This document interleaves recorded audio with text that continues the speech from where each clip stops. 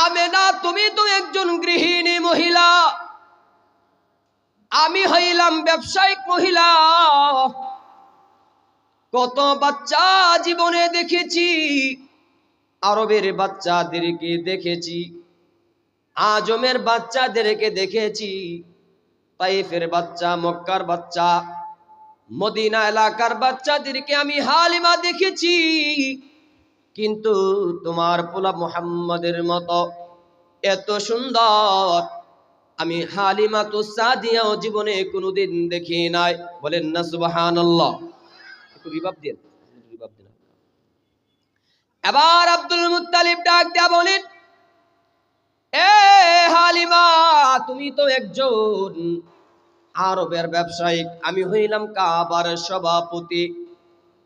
কত বাচ্চা দেখেছি, আমি আরবের বাচ্চা দেখেছি, আজমের বাচ্চা দেখেছি, বিভিন্ন রাষ্ট্র থেকে বাচ্চা নিয়ে আসে আমার কাছে, আমি দেখে দেখে জারফুক করে দেয়। কত বাচ্চা দেখেছি, কিন্তু আমার নাতি মুহাম্মদের মতো এত সুন্দর, এত সুন্দর আমি আব্দুল মুত্তালিব জীবনে কোনোদিন দেখি নাই। এবার জিবরাইল ডাক দেয়া বলে, আব্দুল মুত্তালিব, তুমি তো মাত্র কাবার সভাপতি, আমি হইলাম ফেরেশতাদের সভাপতি। আল্লাহর সৃষ্টির মধ্যে আল্লাহ তাআলা যত ফেরেশতা বানাইছেন তাদেরকে দেখেছি, সব নবী রাসূলদেরকে দেখেছি।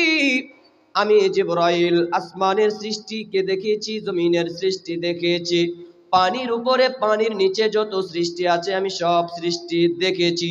কিন্তু তোমার নাতি মুহাম্মদের মতো এত সুন্দর, এত সুন্দর আমি জিবরাইল কোনদিন দেখি নাই।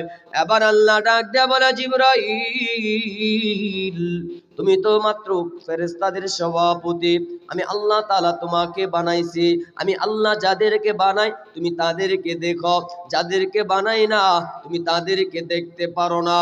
আমি আল্লাহ আমার দোস্ত মুহাম্মদের মতো এত সুন্দর, এত সুন্দর করে কোন আসমানের সৃষ্টি বানায় নাই, ফেরেশতাদেরকে বানায় নাই, জিন জাতিকে বানায় নাই, মানুষদেরকে বানায় নাই। আমি আল্লাহ তাআলা আসমানের নিচে, আসমানের উপরে কোন সৃষ্টি আমার দোস্ত মুহাম্মদের মতো সুন্দর করে বানায় নাই। আমি আমার দোস্ত মুহাম্মদের মতো এত সুন্দর করে কোন মাখলুককে বানায় নাই। কুল কায়নাত, কুল মাখলুকের চাইতে আমার দোস্ত মুহাম্মদকে দুনিয়ার সবচেয়ে সুন্দর এবং অবয়ব সুরত দ্বারা বানাইছি। জোরে জোরে বলেন না সুবহানাল্লাহ। আরেকটু আওয়াজে বলেন না সুবহানাল্লাহ। যদি সুন্দরের কারণে ভালোবাসতে হয় আমার নবীজিকে ভালোবাসতে হবে। কথা বলেন ঠিক কিনা?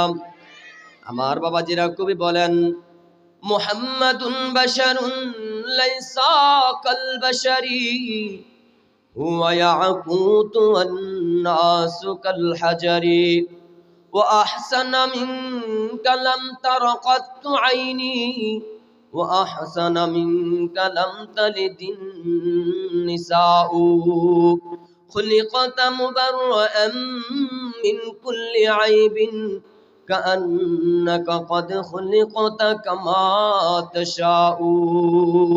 আমার বাবাজিরা, আপনাকে আমাকে আল্লাহ বানাইছেন, আল্লাহর চাহিদা অনুযায়ী বানাইছেন। আল্লাহ নিজেই বলেন, আল্লাযী খালাকাকা ফাসাওয়াকা ফাআদালাকা ফি আইয়ি সূরাতিন মা শাআ রাক্কাবাক। আল্লাহ বলেন, বান্দারে আমি যে তোমারে বানাইছি, আমি আল্লাহর চাহিদা অনুযায়ী, আমি আল্লাহ যেমনে চাইছি আমি আল্লাহ তোমারে এমন করে বানাইছি। আপনারে চিকন বানাইছেন, আমারে মোটা বানাইছেন, অথবা আমারে চিকন বানাইছেন, আপনি লম্বা, আমি খাটো। এই যে এখানে অনেক মানুষ আছেন, কেউ চিকন, কেউ লম্বা, কেউ খাটো, রং বেরঙের মানুষ আল্লাহ তাআলা বানাইছেন। কারো নাক চেপা, কারো নাক চুক্কা, কারো চোখ ছোট, কারো নাক চার, কারো চোখ বড়। এই যে রং বেরঙের আল্লাহ তাআলা সুন্দর সুন্দর মানুষ বানাইছেন। এই আপনি যে বানাইছেন, কারো সৈয়দ বংশে পাঠাইছেন, কারো অন্য বংশে পাঠাইছেন, রং বেরঙের আল্লাহ মানুষ বানাইছেন। আল্লাহর কাছে কি কোনোদিন আপনারা চাইছিলেন? আল্লাহ যেমনে চাইছেন আল্লাহ এমন করে আপনারে আমারে বানাইছেন। কিন্তু কবি বলেন কান্নাকা কদ খলিকতা কামা তাশাউ, মুহাম্মদ রাসূলকে আল্লাহর চাহিদা অনুযায়ী বানায় নাই। মুহাম্মদ রাসূল যেমনে চাইছেন আল্লাহ মুহাম্মদ রাসূলের চাহিদা অনুযায়ী আল্লাহ তাআলা মুহাম্মদ রাসূলকে বানাইছেন। কারণ তার মধ্যে কোনো ধরনের সৌন্দর্যের কোনো ত্রুটি আল্লাহ রাখেন নাই। বলেন না সুবহানাল্লাহ। আমার বাবাজিরা, যদি সুন্দরের কারণে ভালোবাসতে হয় তাহলে আমার নবীজিকে ভালোবাসতে হবে। কথা বলেন ঠিক কিনা? আমার নবীও সুন্দর, ইউসুফ নবীও সুন্দর। আমার নবীর সৌন্দর্য শুনতে হলে ইউসুফ নবীর সৌন্দর্য একটু টাচ দেওয়া লাগে। ইউসুফ নবীর সৌন্দর্য আল্লাহ তাআলা এমন দিয়েছিল, পৃথিবীর অর্ধেক সৌন্দর্য আল্লাহ তাআলা ইউসুফ নবীকে দিয়েছিল। ঘরের গোলাম ইউসুফ, জুলাইখা যখন ইউসুফের জন্য পাগল হয়ে যায়, মিশরের মহিলারা টিটকারি করে, রে জুলাইখা তোর মধ্যে কি কোনো রুচি নাই? ঘরের গোলাম ইউসুফের জন্য পাগল হয়ে গেলাম, তোমার কি কোনো রুচি নাই? এমন ভাবে যখন টিটকারি মজাক করতেছি, জুলাইখা খুব চালাক মহিলা ছিল, জবান দ্বারা উত্তর দিল না। এরে মিশরের মহিলারা কার জন্য পাগল হয়েছি একটা নজর আগে দেখালো, না দেখা সমালোচনা করবি না। এই যে স্টেজ বানাইছে, প্যান্ডেল বানাইছি, সকলের সামনে টেবিল রাখছি, এমন ভাবে রাখিয়া প্রত্যেকটা টেবিলের সামনে কোরআনের মধ্যে এসেছি, টেবিলের উপরে চাকু রাখলেন, আপেল রাখলেন, স্টেজের মধ্যে ইউসুফকে উপস্থিত করায়া। এবার জুলাইখা বলে, মিশরের মহিলারা তাকায়া দেখো আমি কার জন্য পাগল ছিলাম, একটা নজর আগে দেখো, দেখার পরে সমালোচনা করো। এবার মিশরের মহিলারা এমন নজর দিয়া তাকাইছেন, এত চমৎকার ভাবে তাকাইছেন, তাকানোর পরে তারা বলে এ তো কোন মানুষ নয়, হাজা মালাকুন করিম, এত সম্মানী এক ফেরেশতা, এত সুন্দর কোন মানুষ হতে পারে না।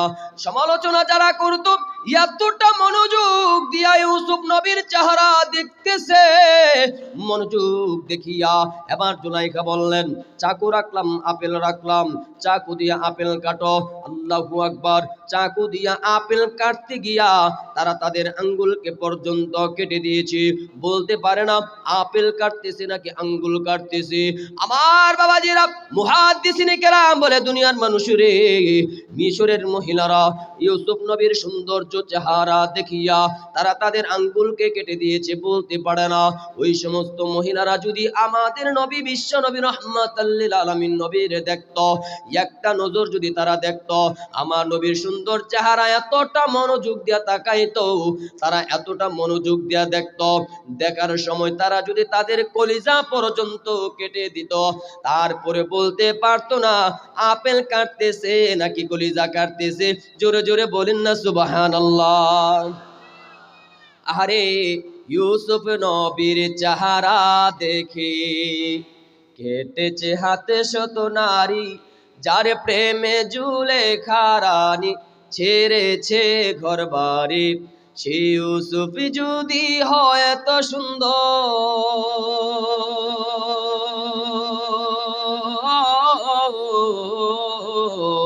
সুন্দর, ইউসুফ যদি হয় এত সুন্দর, তবে কত সুন্দর তুমি আল্লাহ, কত সুন্দর তুমি আল্লাহ।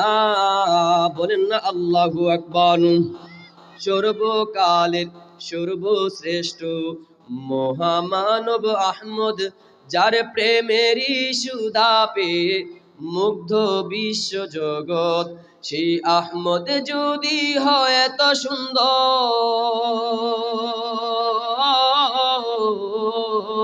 সুন্দর, আহমদ যদি হয় এত সুন্দর, তবে কত সুন্দর তুমি আল্লাহ, কত সুন্দর তুমি আল্লাহ। আমার বাবাজিরা, যদি সুন্দরের কারণে ভালোবাসতে হয়, আমার নবীজিকে ভালোবাসতে হবে। কথা বলেন ঠিক কিনা? মা আয়েশা সিদ্দিকা রাদিয়াল্লাহু তাআলা আনহা বলেন, দুনিয়ার মানুষ লানা শামসুন ওয়ালিল আফাকি শামসুন ওয়া শামসি আফজালু মিনাস সামাই, فإن الشمس الناس تطلع بعد الفجر وشمسي تطلع بعد العشاء।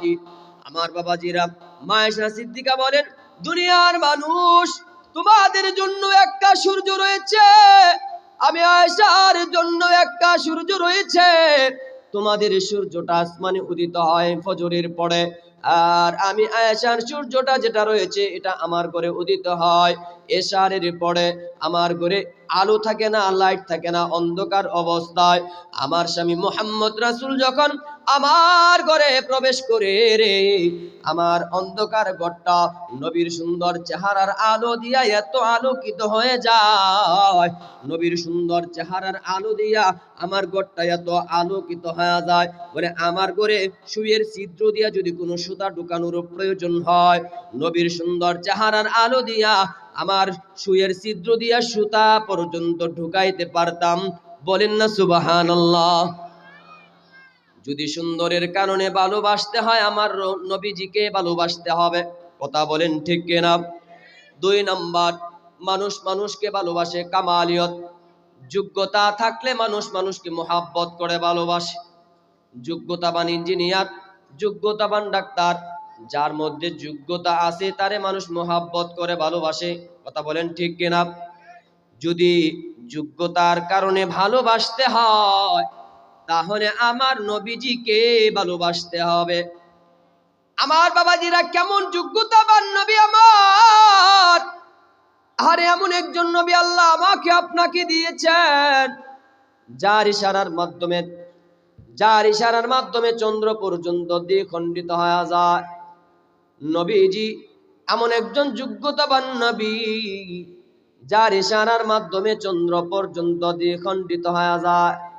ইহুদি ব্যক্তি মৃত একটা গুইসাপ মেরে রাসূলের কাছে নিয়ে আসলেন, মুহাম্মদ, জীবিত করতে পারলে তোমার ধর্ম ইসলাম গ্রহণ করব। নবীজি ইশারা করে বললেন, মৃত গুইসাপ আল্লাহর হুকুমে জীবিত হয়ে যা। নবী ইশারা করতে দেরি হয়েছে, মৃত গুইসাপটা জীবিত হইয়া নবীজি সত্য নবী সাক্ষ্য দিতে দেরি করল না। বলেন না সুবহানাল্লাহ। আমার বাবাজি শুধু তাই নয়, বেঈমানেরা রাসূলের কাছে গিয়া বলে, মুহাম্মদ, যদি তুমি চন্দ্রকে দ্বিখণ্ডিত করতে পারো তাহলে তোমার ধর্ম ইসলাম গ্রহণ করব। নবীজিকে যখন প্রস্তাব দিলেন, আল্লাহ নবীজি শাহাদাত আঙ্গুলের মাধ্যমে ইশারা করলেন। নবীজির শাহাদাত আঙ্গুলের ইশারার মাধ্যমে চন্দ্র পর্যন্ত দ্বিখণ্ডিত হয়ে গেছে। নবীজির যোগ্যতা আছে না নাই? যদি যোগ্যতার কারণে ভালোবাসতে হয়, আমার নবীজিকে ভালোবাসতে হবে। আমার বাবাজিরা, কেমন যোগ্যতাবান নবী আমার! হযরত আলী রাদিয়াল্লাহু তাআলা আনহু নবীর সাথে কোনো একদিন যুদ্ধের ময়দানে গেলেন। যুদ্ধের ময়দানে যাওয়ার পরে নবীজি ক্লান্ত হয়ে গেছে। নবী ডাক দেয়া বলে, আলী রে, একটা গাছ বের করো, গাছের নিচে আমি একটু আশ্রয় নিতে চাই। অনেক কষ্ট করে খোঁজার পরে আলী একটা গাছ বের করলেন। গাছের নিচে আলী উরুটা পাইতা দিলেন। নবীজি আরামের ঘুম ঘুমায়া যায়। ক্লান্ত শরীর নিয়ে ঘুমাইছে। ক্লান্ত শরীর নিয়ে যখন ঘুমাইছে, এদিক দিয়ে আলী তাকায়া দেখে সূর্যটা যেন নিবু নিবু ভাব, সূর্যটা যেন ডুবে ডুবে যাবে, লাল হয়ে গেছে। আসরের নামাজ তো আলী পড়তে পারে না। চোখের পানি ছাইরা আলী কান্দে, চোখের পানি ছাইরা দিয়ে আলী কান্দে। আলী যখন কান্দে, এক ফোঁটা চোখের পানি নবীজির গা মুবারকে পড়ে যায়। নবীজির ঘুম ভাঙে গেছে। আল্লাহ নবীজি ঘুম থেকে উইটা দেখে আলী কান্দে। এরে আলী, লিমাদা তাবকি, কেন কান্না করো? নবীজির আলী ডাক দেয়া বলে, নবীজি, তাকায়া দেখেন সূর্যটা নিবু নিবু ভাব, সূর্যটা যেন নিভে যাবে। নবীজি, আসরের নামাজ পড়তে পারি না, কাজা যেন হয়ে যাবে। এভাবে যখন আলী বললেন, নবী বললেন, আলী রে, কেন তুমি আমারে ডাক দিলা না? ওগো নবী, আপনি একজন সম্মানী মানুষ, আপনারে যদি ডাক দেয় আল্লাহ যদি নারাজ হয়ে যায়, এজন্য আপনারে ডাক দেয় নাই। আরেক দিক দিয়ে আল্লাহর হুকুম আসরের নামাজ, এটা যদি কাজা হয়ে যায়, অথচ আলী ফিল জান্নাহ, নবী বলেন আলী জান্নাতি। দুনিয়াতে আলী জান্নাতের সার্টিফিকেট পেয়েছেন, তারপরও এক ওয়াক্ত নামাজের জন্য কান্দে। আর আমরা তো এমন এক আল্লাহর বান্দা, কত আসর, কত মাগরিব, কত এশা, কত ফজর চলে যায়, সপ্তাহ মাস আরে বছর চলে যায়, তারপরেও আল্লাহর বান্দা আল্লাহর ঘর মসজিদে যেতে মনে চায় না। অথচ রাসূল বলেন, লা সাহমা ফিল ইসলাম লিমান লা সালাতা লাহু, যে বান্দা নামাজ পড়ে না ইসলামে তার কোনো অংশ থাকে না।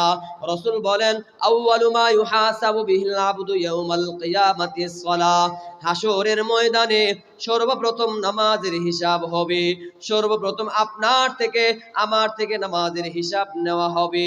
অথচ আল্লাহর বান্দা কত নামাজ চলে যায়, আল্লাহর বান্দা নামাজ পড়ার মনে চায় না। নবী বলে নামাজের হিসাব সর্বপ্রথম নেওয়া হবে।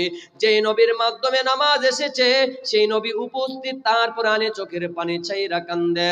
নবী বলে, আলী কানবি না, আমি তো শুধু মানুষের নবী নয়, কুল কায়নাতের নবী। আল্লাহ হচ্ছেন রব্বিল আলামিন, আল্লাহ হচ্ছেন উভয় জগতের পালনেওয়ালা রব, আর আমি হচ্ছি রহমাতাল লিল আলামিন। বেনামাজিকে নামাজি বানানোর জন্য আল্লাহ আমারে পাঠাইছেন, আমার জন্য তোমার নামাজ কাজা হয়ে যাবে না আলী, এটা হতে পারে না। রহমত স্বরূপ আল্লাহ পাঠাইছেন, আল্লাহ আমারে রহমত স্বরূপ পাঠাইছেন। ওয়ামা আরসালনাকা ইল্লা রাহমাতাল লিল আলামিন।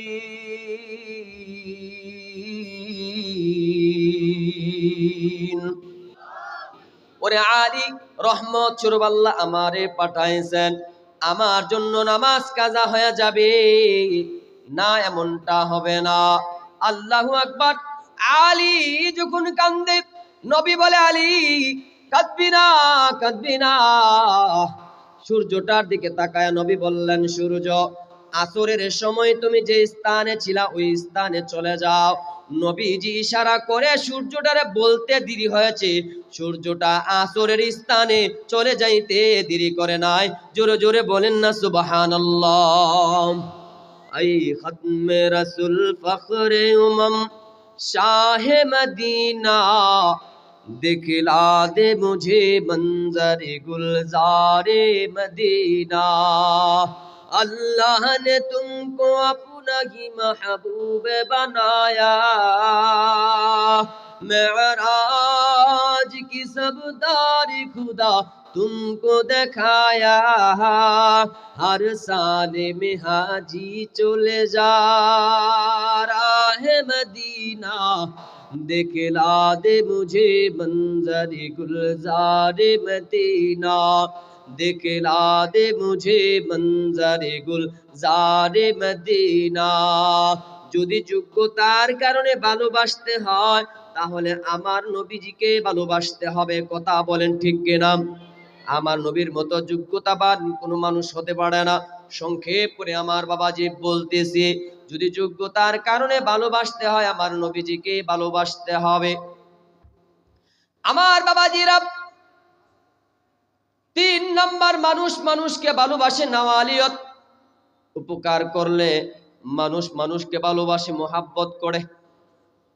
উপকার করলে মানুষ মানুষকে মোহাব্বত করে। যদি উপকার করার কারণেও ভালোবাসতে হয় আমার নবীজিকে ভালোবাসতে হবে। কেন জানেননি? আজকে আপনি ইমানদার হতে পারছেন, ইমানদার হতে যে পারছেন এটা একমাত্র নবীজির কারণে। বলে হুজুর ইমানদার হলে লাভ কি? নবী বলে, যার ভিতরে যাররা পরিমাণ ইমান থাকবে তারে আমার আল্লাহ এত বড় একটা জান্নাত দান করবে। আর দুনিয়া ওয়া আশারাতু আমসালিহা, দুনিয়া আরো 10 এসেছে, আশারা এসেছে ওয়াওয়ের মাধ্যমে, অর্থাৎ দুনিয়া আরো 10-11টা দুনিয়া সম পরিমাণ। যারে আমার আল্লাহ ছোট একটা জান্নাত দান করবে সে জান্নাতটা হবে দুনিয়ার 11টা সম পরিমাণ জান্নাত। বলেন না সুবহানাল্লাহ। এত বড় জান্নাতের মালিক হতে পারছি একমাত্র নবীজির কারণে, ইমানদার হতে পারছি নবীর কারণে। আর ইমানদারদেরকে আল্লাহ তাআলা জান্নাত দান করবেন। নবী যদি বদদুয়া দিতেন তাহলে বেঈমান তারা থাকতো, আমাদের বাপ দাদা বেঈমান থাকতো, বেঈমানের করে আমরাও থাকতাম বেঈমান। কথা বলেন ঠিক কিনা? তাইবের ময়দানে গেলেন, নবীজি পাথরের আঘাত সহ্য করলেন, আর এই নিজের মধ্যে পেটের মধ্যে পাথর বাঁধলেন একমাত্র উম্মতের কারণে। তাইফের ময়দানে রক্ত ঝরালেন উম্মতের কারণে। বেঈমানরা যখন নবীজিরে মারতে মারতে বেহুশ বানায়া দেয়, নবীজি এমন একটা পর্যায়ে বেহুশ হয়ে গেছে, জিবরাইল এসে বলে, ওগো নবীজি, আপনি শুধু অনুমতি দেন, অনুমতি দিবেন, আর আমি দুই পাশের পাহাড়কে চাপা দিয়া শেষ করে দিব। নবী বললেন, না রে জিবরাইল, হয়তো তারা বুঝে নাই, তাদের সন্তানরা বুঝবে। নবীজি বদদুয়া দিলেন না। বদদুয়া না দেওয়ার কারণে তারাও ছিল ইমানদার, আর ইমানদারের ঘরে আমরা হয়েছি ইমানদার। কথা বলেন ঠিক কিনা? প্রধান অতিথি বলেন মারহাবা। প্রধান অতিথি এসে পড়েছেন, বলি আলহামদুলিল্লাহ। রাত রয়ে গেছে অনেক, আমি তো আপনাদের এলাকারই, তো অল্প সময় কথা বলে আমার পোষায় না, আমার শ্রোতারও পোষায় না, আমার নিজেরও পোষায় না। একটা বিষয় বুঝাইতে গেলে একটু সময় লাগে।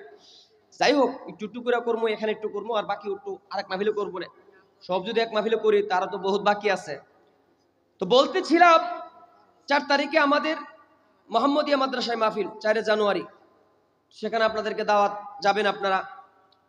আল্লামা এই যে কি বলি হাফিজুর রহমান সিদ্দিকী সাহেব, ওনার ভাই হাবিবুর রহমান মিসবা, উনি আগমন করবেন। আপনাদের সকলকে দাওয়াত করলাম। তো বলতেছিলাম, যদি অনুগ্রহ করার কারণে ভালোবাসতে হয়, আমার নবীকে ভালোবাসতে হবে।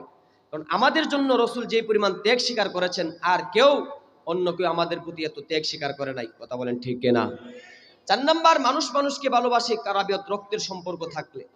যদি রক্তের সম্পর্ক থাকার কারণেও ভালোবাসতে হয়, আমার নবীজিকে ভালোবাসতে হবে। কারণ কি, হাসরের ময়দানে সবাই সবাই থেকে মুখ ফিরাইয়া নেবে। আল্লাহ নবী বলেন, ইয়াউমা ইয়াফিরুল মারউ মিন আখিহি ওয়া উম্মিহি ওয়া আবিহি ওয়া সাহিবাতিহি ওয়া বানিহি। ফাররা ইয়াফিরু মানে ভেগে যাওয়া। আমার বাবাজিরা খেয়াল করে শুনেন, হাসরের ময়দানে একজন আরেকজনকে দেখিয়া ভেগে যাবে, আত্মীয় স্বজন দেখে দেখে ভেগে যাবে। আমার মা আমার থেকে মুখ ফিরাইয়া নিবে, বন্ধু বন্ধু থেকে মুখ ফিরাইয়া নিবে, স্বামী তার স্ত্রী থেকে মুখ ফিরাইয়া নিবে। ফাররা ইয়াফিরু মানে ভেগে যাওয়া। আল্লাহ পাক রব্বুল আলামিন ইয়াউমা ইয়াফিরুল মারউ মিন আখি, সেদিন মানুষ তার ভাই থেকে ভেগে যাবে। মা বাবার আগে ভাইয়ের কথা আগে আনলেন। কেন জানেননি? দুনিয়ার জমিনে কেউ যদি ভাই যদি বিপদে পড়ে যায়, আমার ভাইটা বিপদে পড়ে গেছে, ভাই আর করে থাকতে পারে না। মা বাবা তো বৃদ্ধ থাকে, তারা কিন্তু যাইতে পারে না। ভাই গিয়া দৌড়ায়া ভাইয়ের কাছে গিয়া যায়, ভাইরে বাঁচানোর জন্য দৌড়ায়া যায়। নবী বলে, ভাইকে ভাই দুনিয়াতে বাঁচানোর জন্য সবার আগে দাঁড়ায়া যায়, কিন্তু হাসরের ময়দানে সে আপন ভাইটা ভাই থেকে সবার আগে দৌড়ায়া পলায়ন করবে। মা তার সন্তানকে দেখে পলায়ন করবে, সবাই সবাইকে দেখিয়া পলায়ন করবে। শুধু তাই নয়, আল্লাহ নবী বলে, আল্লাহ তাআলা বলেন, আল ইয়াউমা নাখতিমু আলা আফওয়াহিহিম ওয়া তুকাল্লিমুনা আইদিহিম ওয়া তাশহাদু আরজুলুহুম বিমা কানু ইয়াকসিবুন।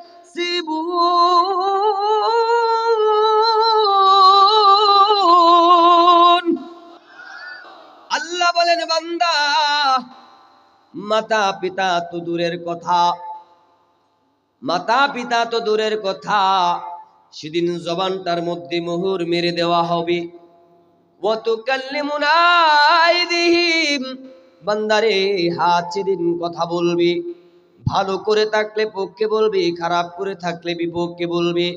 ওয়া তাশহাদু আরজুলুহুম বিমা কানু ইয়াকসিবুন। বান্দারে, যদি তুমি এমন করে, বান্দা খারাপ করে থাকলে পা তোমার বিপক্ষে সাক্ষী হয়ে যাবে। জীবনে যা কিছু কামাই করেছো, পা সেদিন তোমার সাক্ষ্য হয়ে যাবে। মাহফিল শোনার জন্য পা দিয়ে আসছিলা, নাকি মমতাজের গান শোনার জন্য গিয়েছিলা, পা একদিন সাক্ষ্য হয়ে যাবে। হাত সেদিন কথা বলবে। যেদিন আমার দেহটা আমার বিরুদ্ধে বলবে, কিন্তু আমার নবী আমারে ফালায়া দিবেন না। সব নবীরা যখন ফিরায়া দিবে, নবী এমন করে উম্মতদেরকে নিজের জান্নাতকে ফালায়া উম্মতকে সুপারিশ করার জন্য নিজে এমন ভাবে সিজদায় পড়ে কান্না করবেন যে নবী উম্মতকে সুপারিশ করে করে জান্নাতে পৌঁছায়া দিবেন। সুতরাং যে হাসরের ময়দানে আমার দেহটা আমার বিরুদ্ধে বলবে, মাতা পিতা আমারে দেখা পলায়ন করবে, আমার নবী আমারে দেখিয়া এমন ভাবে আল্লাহর দরবারে কাঁদবেন। সুতরাং সেই নবীকে মাতা পিতার চাইতে আমার নিজের জানের চাইতে নবীকে বেশি ভালোবাসতে লাভ ছাড়া খাস্তা নাই। কথা বলেন ঠিক কিনা? এজন্য মুহাম্মদ রাসূলের ক্ষেত্রে আমাদের কোনো আপোষ হয় না। মুহাম্মদ রাসূল আমাদের কলিজার টুকরা, মুহাম্মদ রাসূল আমাদের ভালোবাসা। মুহাম্মদ রাসূলকে যদি কোনো আস্তিক বলেন, নাস্তিক বলেন, শাহবাগী বলেন, কেউ ক্ষমতা হারাইছে, বর্তমান ক্ষমতা আছে, ভবিষ্যতে কেউ আসবে, মুহাম্মদ রাসূলকে যারা গালি দিবে তাদের যদি কোনো বিচার না করা হয়, তাদেরকেও লাঞ্ছিত বঞ্চিত এদেশের জনগণ করবে। কথা বলেন ঠিক কিনা মুসলমান? মুহাম্মদ রাসূলের ক্ষেত্রে আমাদের কোনো আপোষ নেই। মুহাম্মদ রাসূলের ক্ষেত্রে আমাদের কোনো আপোষ হবে না। এজন্য শেষ করে দিতে চাই, মুহাম্মদ রাসূলের ভালোবাসা শুধু কাহিনী শুনলে চলবে না। মুহাম্মদ রাসূলকে ভালোবাসতে হবে তার আদর্শের মাধ্যমে। সাহাবায়ে কেরাম নবীকে খুশি করার জন্য নিজের জানকে পর্যন্ত বিলীন করে দিয়েছেন। সেই নবীর বাগানগুলারে অবশ্যই দাঁড় করায় রাখতে হবে। কথা শেষ করে দিতে চাই, রাসূল বলেন যে আমি নবীর উপর যদি তোমরা দুরূদ বেশি বেশি পড়ো, তাতে বোঝা যাবে তোমরা আমি রাসূলকে বেশি ভালোবাসো। আমি রাসূলকে ভালোবাসা তখনই প্রকাশ পাবে, রাসূলের উপর বেশি বেশি দুরূদ পড়তে হবে। আমি জায়গায় জায়গায় এই দুরূদের সবক দিয়া থাকি। রাসূল বলে, মান সাল্লা আলাইয়া আশরান ফি আউয়ালিন নাহার ওয়া আশরান ফি আখিরিন নাহার। সকালবেলা 10 বার, সন্ধ্যাবেলা 10 বার। যেই বান্দা, যে উম্মত আমি নবীর উপর দুরূদ সকালে 10, সন্ধ্যাবেলা 10, দুরূদ 10 মিলায়া 20 বার দুরূদ পড়বে, নালাতু শাফাতি ইয়াউমাল কিয়ামা, ওই উম্মতকে সুপারিশ করে জান্নাতে নিয়ে যাওয়াটা আমি নবীর উপর ওয়াজিব হয়ে যায়। বলেন সুবহানাল্লাহ। এজন্য নবীর উপর দুরূদ পড়তে রাজি আছেন তো ইনশাআল্লাহ? কারা কারা রাজি আছেন দুটি হাত আল্লাহর দেখায় দেন। নারা তাকবীর। আল কোরআনের আলো, আল হাদিসের আলো, ভারতের দালালেরা,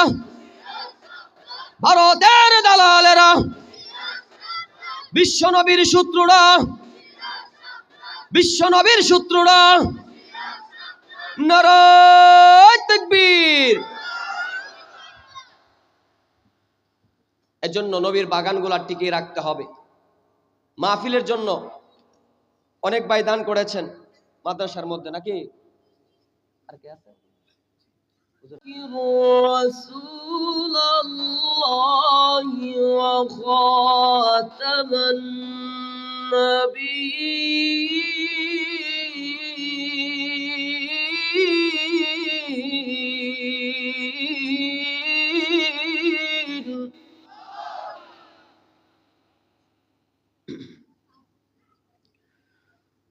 ولكن رسول الله وخاتم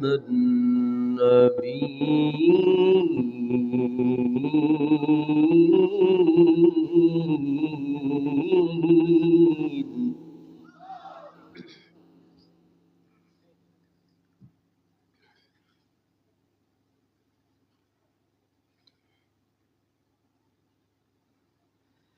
ما كان محمد أبا أحد من رجالكم ولكن رسول الله وخاتم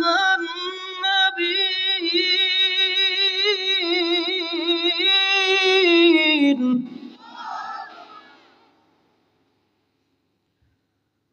ولكن رسول الله وخاتم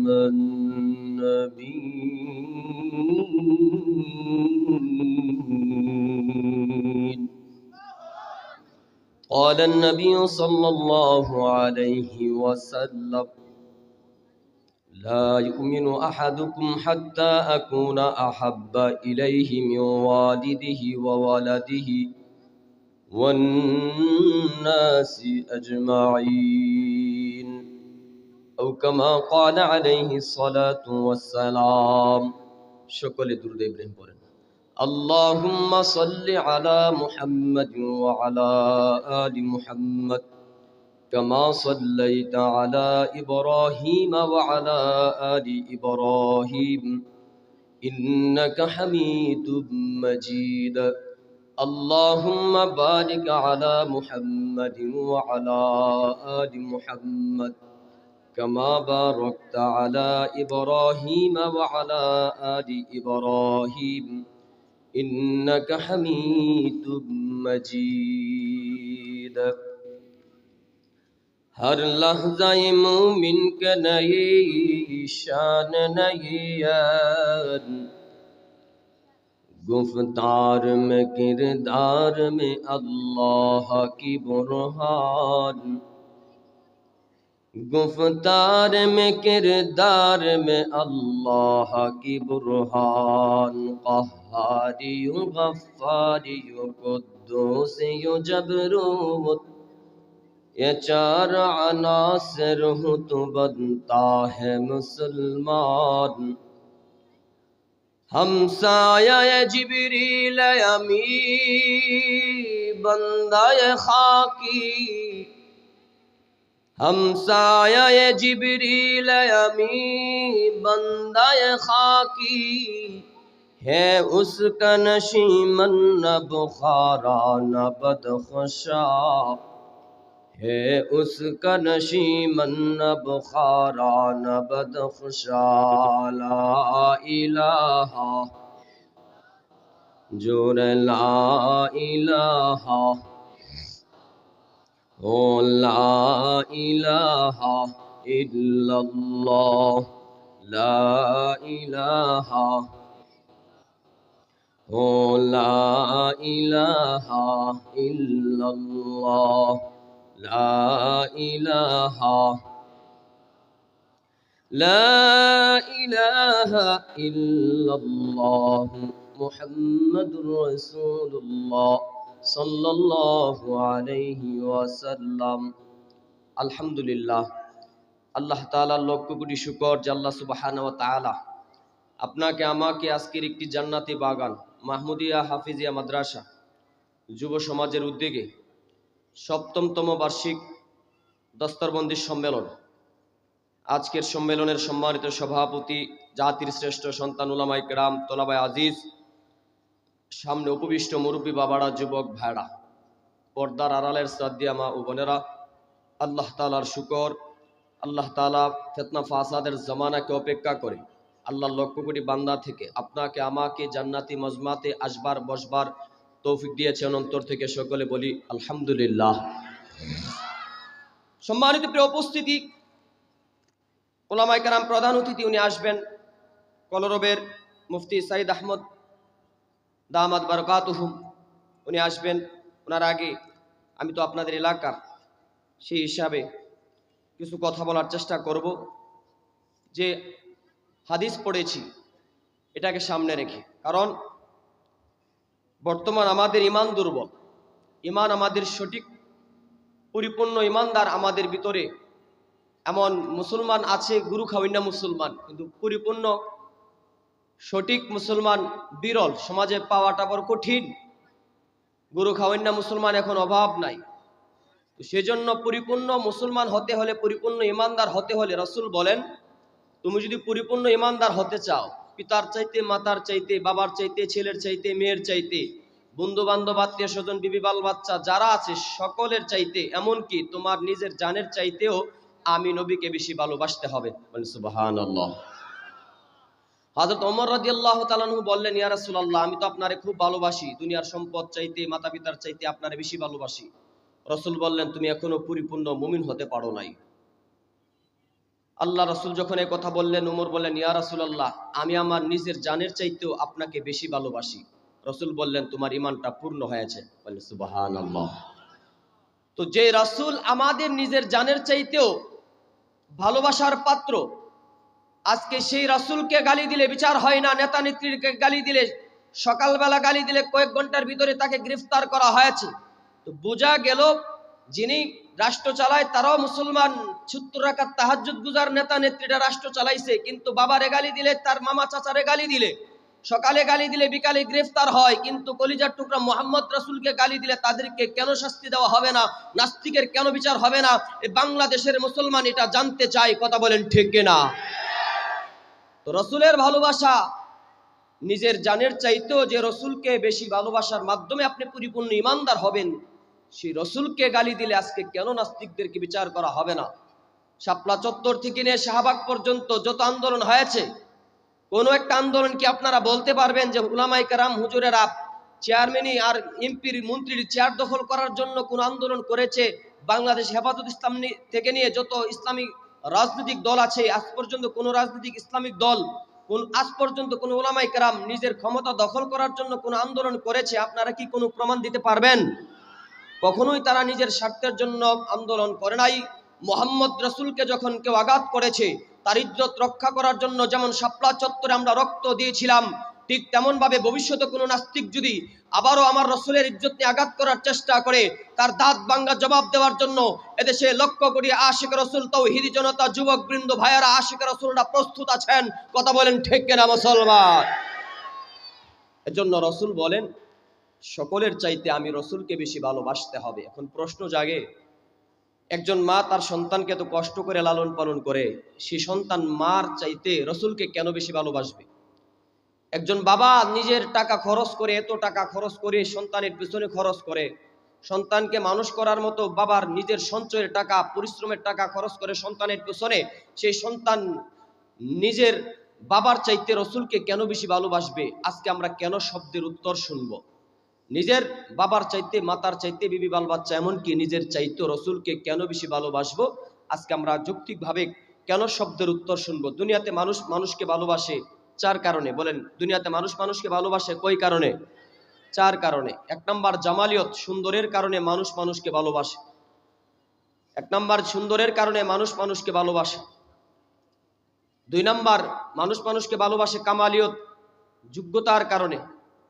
যোগ্যতা থাকলে মানুষ মানুষকে ভালোবাসে, মহব্বত করে। 3 নাম্বার নাওয়ালিয়ত, অনুগ্রহ করলে মানুষ মানুষকে ভালোবাসে। কেউ আমার সভাপতি সাহেব, আপনি ওইখানে বসে রয়েছেন, একটু উপরে আসেন না। সভাপতি তো বুঝেন না, ইমাম সাহেব ওয়াজ করতেছে, সভাপতি যদি ওইখানে বসে থাকে বুঝেন না, তো খাতির লাগতে হইব তো, বুঝছেন না আপনারা? আবার মাইন্ড করেন না, বলে আমরা বসে রয়েছি, উনি ওনার বুঝতে হইব। তো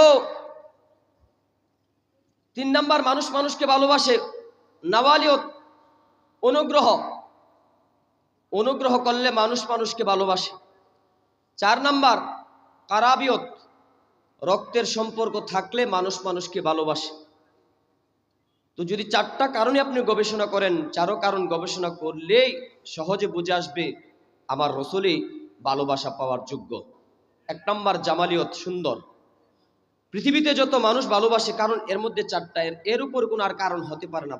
মোহাব্বতের যত কারণ আছে, কারণ এর 4টাই। 1 নাম্বার সুন্দর বাড়ি, সুন্দর গাড়ি, সুন্দর নারী, যেটা দেখতে সুন্দর এটারে মানুষ মোহাব্বত করে ভালোবাসে। গায়ের মধ্যে জামা দিয়ে রাখছেন, যে জামাটা দেখতে দোকানদার একাধিক জামা দেখাইছে, যেটা পছন্দ লাগছে এটারে আপনারা টাকা দিয়ে কিনে, পছন্দ লাইগা যেটারে পছন্দ লাগছে এটা টাকা দিয়ে কিনে আনছেন, গায়ে লাগাইছেন। তো যেটা দেখতে সুন্দর এটারে মানুষ মোহাব্বত করে ভালোবাসে। সুন্দরের কারণে যদি ভালোবাসতে হয়, আমার নবীকেই ভালোবাসতে হবে, কথা বলেন ঠিক কিনা? কেননা মা আমেনা একদিন রসুলকে কুলে নিয়ে বলতেছেন, আমার পোলা মোহাম্মদের মতো এত সুন্দর আমি আগের জীবনে কোনোদিন দেখি নাই। বলেন না সুবহানাল্লাহ। হালিমা